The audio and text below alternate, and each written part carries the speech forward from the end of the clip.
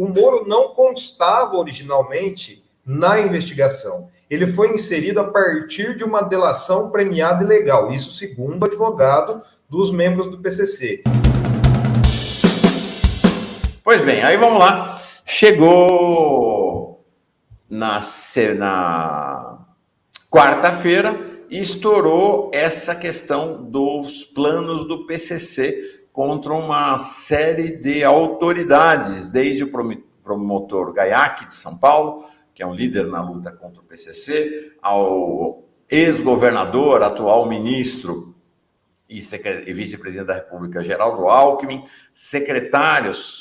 ex-secretários do seu governo e o Sérgio Moro. Essa investigação, uma investigação da Polícia Federal que vinha desde o começo do ano, anúncio feito pelo Flávio Dino, que no anúncio fez questão de dizer que este é um governo republicano.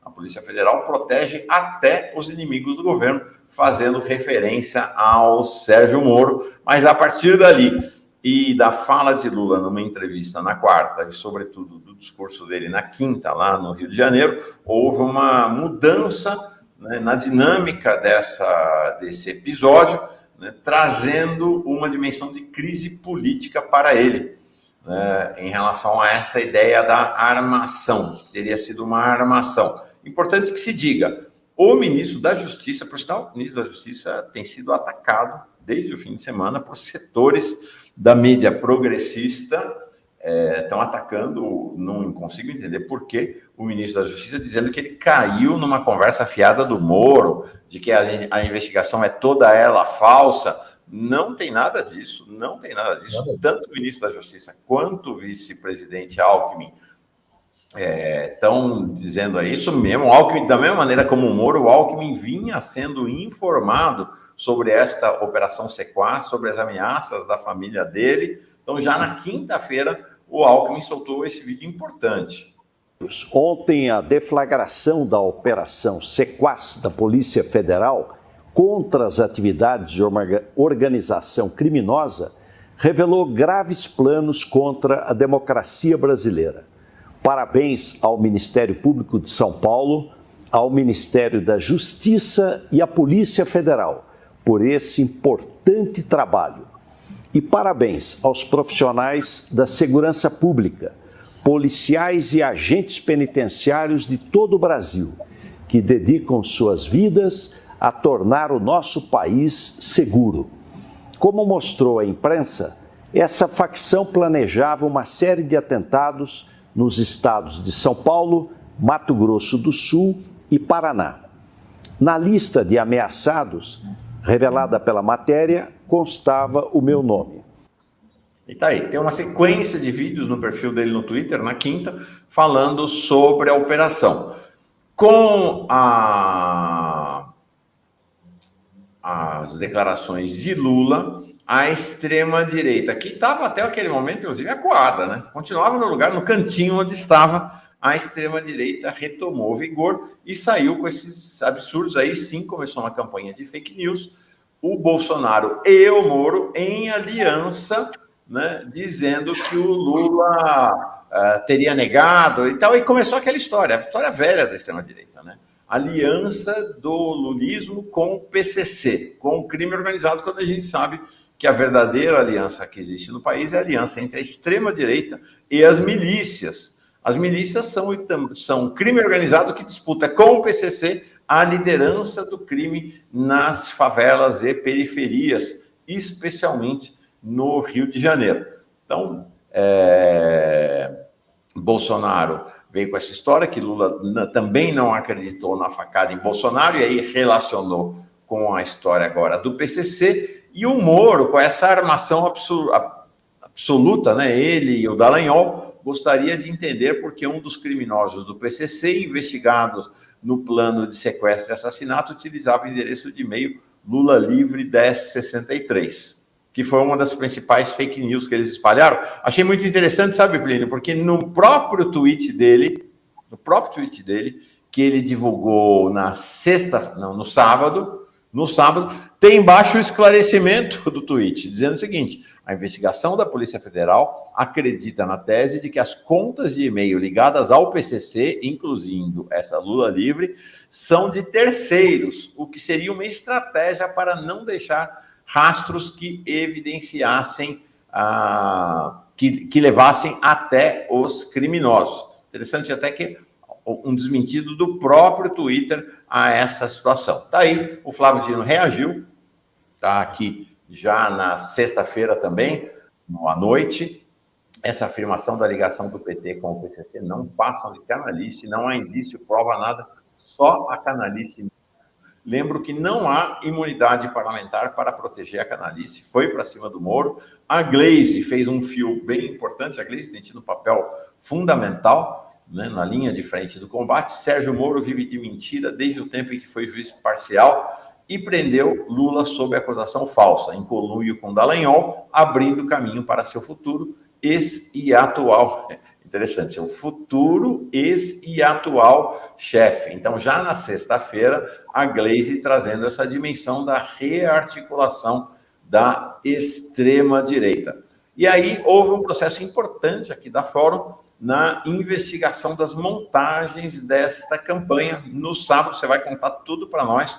Você trouxe esse furo, Plínio. Documento que mostra a suposta doação do PCC ao The Intercept, foi algo que teve grande destaque, né? Foi adulterado digitalmente, revela a análise, é a reportagem do Plínio. Conta para nós, Plínio.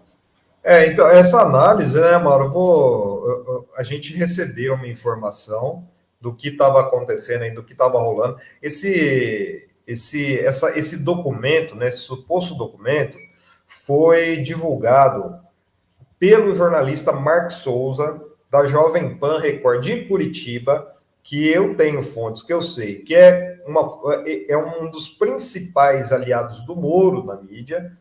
E é interessante que ele soltou essa informação da ligação do Intercept ao PCC horas antes dele fazer uma entrevista ao vivo com o Moro na sexta-feira.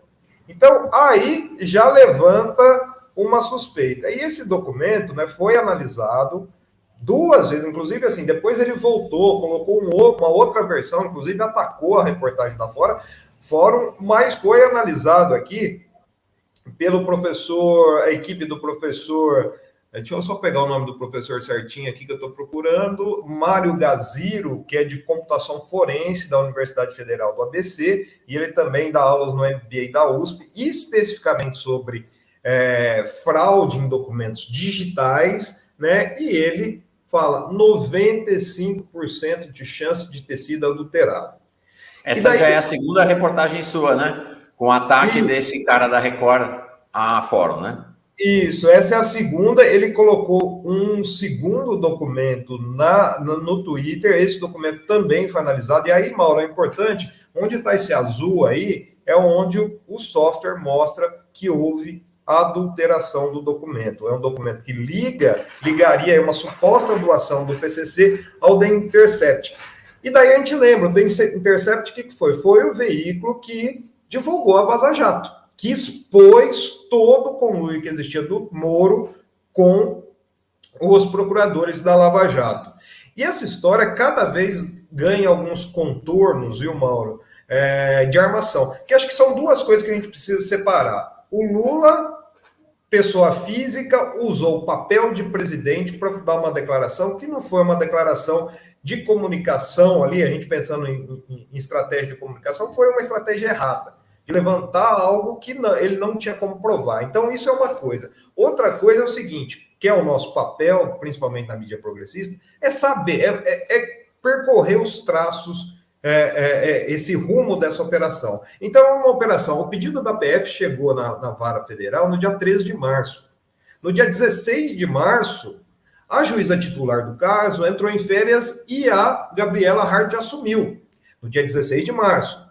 A operação foi autorizada pela Gabriela Hart 34 minutos depois que o Lula deu aquela declaração para o 247, falando que queria foder o Moro e tal. Então, só aí existe uma suspeita, até mesmo pelo histórico da Gabriela Hart. E a gente está construindo toda uma questão em cima disso. O Moro estava totalmente submerso, ele emergiu, Logo depois disso, ele já foi às redes sociais, foi a CNN, que tem sido a principal a principal defensora da narrativa do Moro, né? Depois foi até esse Mark Souza, que é um jornalista da Record Jovem Pan, lá de Curitiba, que é a fonte dele, que começou o bombardeio ao Intercept.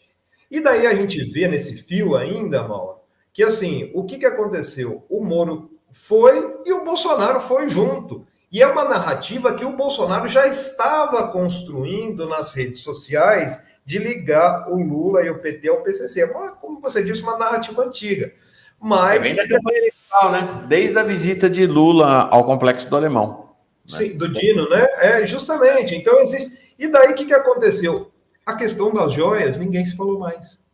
Né? Sumiu e colocou essa questão da crise. Então, acho que são duas coisas importantes, né, que a gente precisa separar. Existe falha na comunicação do Lula hoje? O Lula analógico, ele está se dando mal no digital? Tá, eu acredito nisso. Agora, outra coisa é essa questão dessa armação. Né? A gente vê que existe, mais uma vez, uma aproximação do Moro com, principalmente, atores da mídia liberal para divulgar informações, para plantar informações, a mesma estratégia que foi usada na Lava Jato, né? Para se criar uma narrativa, principalmente ligando o Lula e o PT ao PCC. Então a gente precisa ficar atento, principalmente porque todos os atores que tinham antes novamente. Tem informações de que essa investigação na Polícia Federal é de uma ala lavajatista, viu, Mauro? É de uma ala da PF que atuou, inclusive,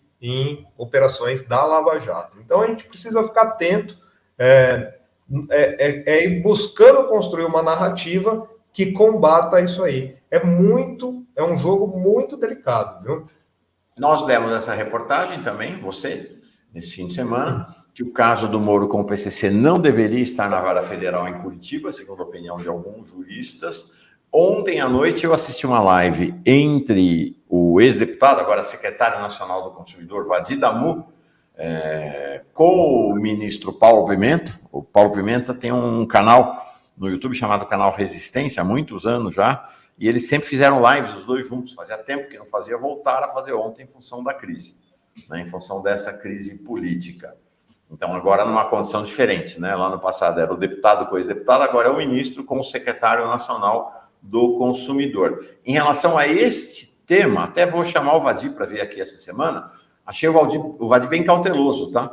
Ele não foi taxativo ao dizer que o caso não deveria estar na Vara Federal. Ele não foi taxativo, ele falou, precisa examinar com cuidado, tal. Ele foi um pouco mais, achei mais cauteloso do que essas afirmações que agora vários juristas estão fazendo a afirmação peremptória de que não era competência da Gabriela Hart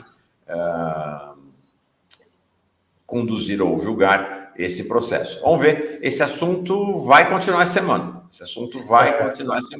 A gente vai acompanhar o passo a passo e fazer as nossas investigações, especialmente o Plínio, que está dedicado a isso, né, Plínio? Só uma informação para a gente fechar esse assunto, que eu acho que é importante, Mauro. Ontem à noite, o Fantástico levou trechos do depoimento. Por que essa investigação foi parar na Vara Federal de Curitiba? Porque começou a citar o Moro, né? O Moro foi citado e havia essa ameaça ao Moro. Mas o mais interessante, na semana passada, durante a prisão dos membros do PCC, o advogado Juan Felipe Souza, que é aqui do interior de São Paulo, de Campinas, eu estou tentando falar com ele, ele chegou a me responder. Quando eu fiz uma pergunta um pouco incômoda ali, ele acabou não respondendo, mas ele emitiu uma nota falando que o Moro não constava originalmente na investigação. Ele foi inserido a partir de uma delação premiada e legal, isso segundo o advogado dos membros do PCC. E ontem, o Fantástico da Globo colocou justamente esse delator, que é um ex-membro do PCC, que resolveu delatar porque ele estava sendo perseguido pela facção, e daí, nessa delação, que, se não me engano, foi em outubro do ano passado, ele falou assim, não, parece que eles estão querendo pegar o Moro. E daí foi aí que entrou, e a partir daí se jogou essa investigação.